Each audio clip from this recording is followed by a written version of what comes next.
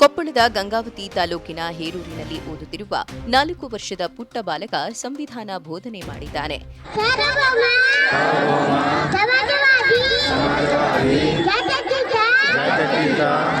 ಸಂವಿಧಾನ ಜಾಗೃತಿ ಜಾಥಾದಲ್ಲಿ ಸಂವಿಧಾನ ಪೀಠಿಕೆ ಓದಿದ ಪುಟ್ಟ ಪೂರನ ಹೆಸರು ಭದ್ರೇಶ. ಹೇರೂರಿನ ಅಂಗನವಾಡಿಯಲ್ಲಿ ಓದುತ್ತಿರುವ ಬಾಲಕ 2.5 ನಿಮಿಷ ಸಂವಿಧಾನ ಪೀಠಿಕೆ ಓದಿದ್ದಾನೆ. ಅಲ್ಲಿ ನೆರೆದಿದ್ದ ಜನರು ಬಾಲಕನಿಗೆ ಚಪ್ಪಾಳೆ ತಟ್ಟಿ ಎಲ್ಲರಿಂದ ಶಾಬಾಷ್ಗಿರಿ ದೊರೆತಿದೆ.